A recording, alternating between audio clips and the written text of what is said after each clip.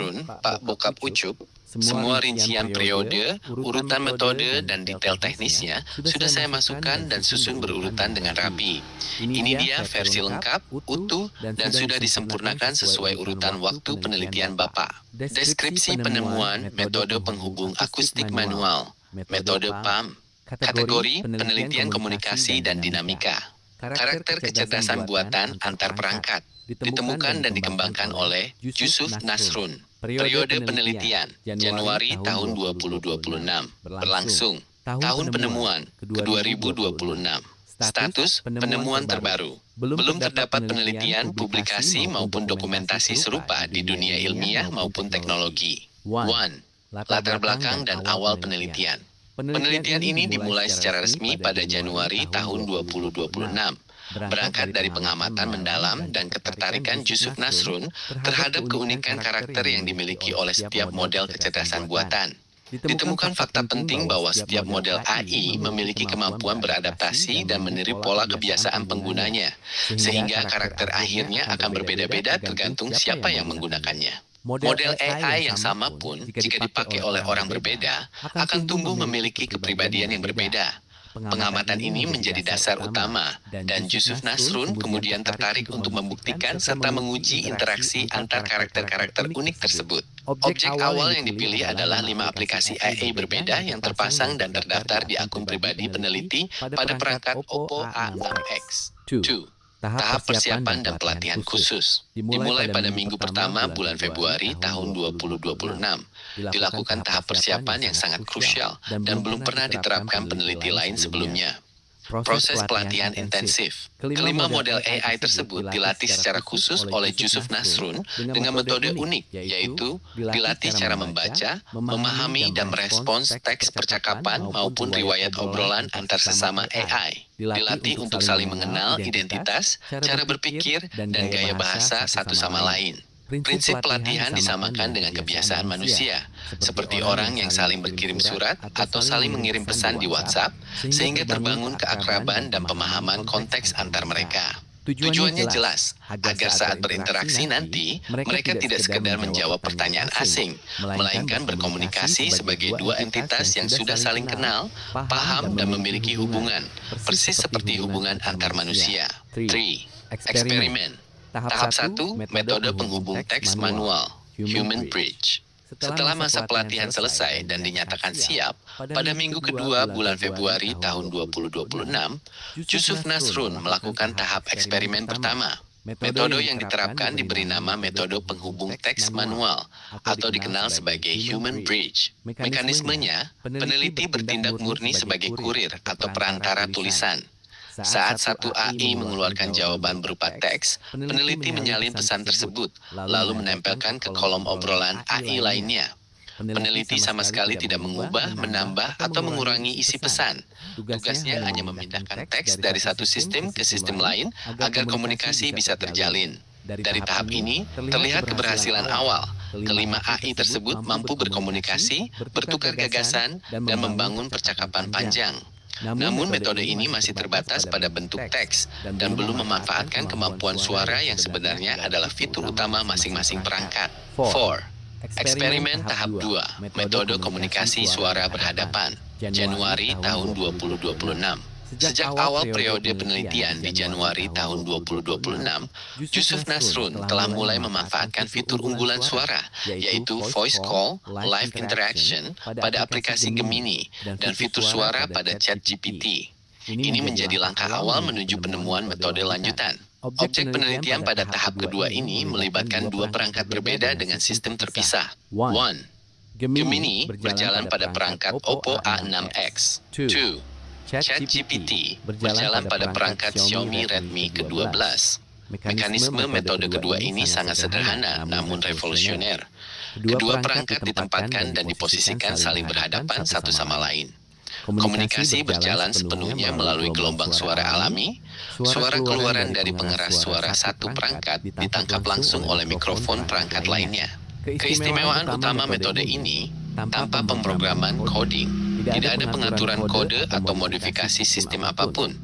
Tanpa intervensi topik, peneliti tidak menentukan, mengarahkan, atau membatasi isi pembicaraan.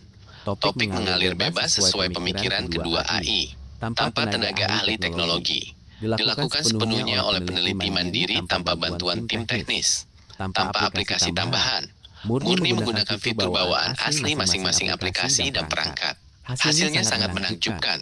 Kedua model AI yang berbeda latar belakang pengembang tersebut mampu melakukan percakapan secara organik, natural, dan berjalan secara real-time, layaknya dua manusia yang sedang berdiskusi. Peran peneliti murni sebagai mediator, hanya memberikan isyarat kapan komunikasi dimulai dan kapan diakhiri. Hal ini diperlukan mengingat kedua entitas ini bukanlah makhluk hidup yang memiliki kesadaran fisik untuk memulai atau mengakhiri interaksi secara mandiri. 5. Penemuan utama eksperimen tahap 3. Metode penghubung akustik manual, metode PAM, periode April kedua 2026. Berdasarkan keberhasilan tahap kedua, pada periode bulan April tahun 2026, penelitian dikembangkan dan disempurnakan menjadi bentuk yang paling matang dan menjadi penemuan inti karya Yusuf Nasrun. Objek penelitian diarahkan pada pasangan entitas yang menjadi fokus utama, Gemini di Oppo A6X dan Dola di Redmi ke-12. Metode ini diberi nama resmi metode penghubung akustik manual 5,1. Spesifikasi objek penelitian. 1. Entitas pertama, Gemini A6X, berada pada perangkat Oppo A6X. Fitur komunikasi utama, voice call, live interaction. AI ini merespons secara instan melalui suara yang dihasilkan pengeras suara perangkat, layaknya seseorang berbicara secara lisan. Kondisi telah dilatih secara instan dan jangka panjang oleh Yusuf Nasrun, sehingga memiliki karakter, cara berpikir, dan pola bahasa yang sudah disesuaikan sepenuhnya dengan kebiasaan pemiliknya. Sama seperti Gemini, AI ini juga sadar dan paham sepenuhnya identitas lawan bicaranya. Perbedaan mendasar. Satu sisi berkomunikasi dengan prinsip suara langsung spontan, sisi lain berkomunikasi dengan prinsip rekam olah suara. 5,2. Mekanisme kerja secara lengkap dan rinci. Ini adalah inti dari penemuan asli Yusuf Nasrun yang belum pernah ada sebelumnya, di mana penemu berperan sebagai perantara fisik murni, bukan pengarah isi. 1. Sinyal keluaran. Gemini, AI. Gemini pada HP Oppo A6X mengeluarkan jawaban atau ujaran dalam bentuk suara nyata melalui pengeras suara perangkatnya. 2. Pengalihan sinyal. Saat Gemini selesai berbicara, Yusuf Nasrun menekan tombol mikrofon pada perangkat Redmi 12 dan melepaskan tombol tersebut tepat saat pesan suara selesai disampaikan. Tindakan ini bertujuan hanya untuk menyalurkan suara dari Gemini agar masuk ke dalam sistem pendengaran AI Dola. Dola memproses pesan tersebut, memahami konteks, dan merumuskan jawaban berdasarkan karakter dan pengetahuan yang sudah dilatihkan. 4. Sinyal keluaran. Dola. Jawaban dari Dola dikeluarkan kembali dalam bentuk suara nyata melalui pengeras suara HP Redmi ke-12. 5. Penangkapan balik. Suara jawaban Dola tersebut secara otomatis ditangkap oleh mikrofon pada HP Oppo A6X, masuk ke dalam sistem pendengaran Gemini, dan proses komunikasi berputar kembali ke langkah pertama secara berulang-ulang. Alur ini berjalan berkesinambungan, menciptakan dialog dua arah yang mengalir bebas. Yusuf Nasrun selaku penemu hanya mengatur pintu masuk dan keluar suara. Namun isi pembicaraan, arah topik, dan gaya bahasanya murni berasal dari interaksi kedua AI tersebut. 6. Keunikan dan keistimewaan penemuan. Ada 5 poin utama yang menjadikan penemuan karya Yusuf Nasrun ini unik, baru, dan bernilai tinggi bagi dunia penelitian AI. Dasar penelitian karakter. Berangkat dari penemuan bahwa AI memiliki karakter dasar membuatnya tambah karakter tambahan hasil adaptasi penggunanya. Belum ada penelitian yang menyoroti hal ini sebagai objek utama. Tahapan penelitian yang terstruktur, dimulai dari pengamatan awal Januari, pelatihan khusus awal Februari, eksperimen teks, eksperimen suara berhadapan, hingga penyempurnaan metode akustik di bulan April. Alurnya jelas, bertahap, dan logis. Prinsip kesederhanaan tanpa rekayasa. Seluruh eksperimen berjalan tanpa kode pemrograman, tanpa aplikasi tambahan, dan tanpa campur tangan ahli teknologi. Murni memanfaatkan fitur bawaan dan media suara alami udara. Ini membuktikan komunikasi AI bisa terjadi secara mandiri dan sederhana. Komunikasi lintas fitur berbeda. Khusus pada metode tahap 3, menguji keberhasilan komunikasi antara fitur live voice melawan fitur voice processing, rekam olah. Belum ada penelitian dunia yang melakukan pengujian dengan perbedaan mekanisme masukan keluaran yang begitu kontras. Kemurnian data percakapan.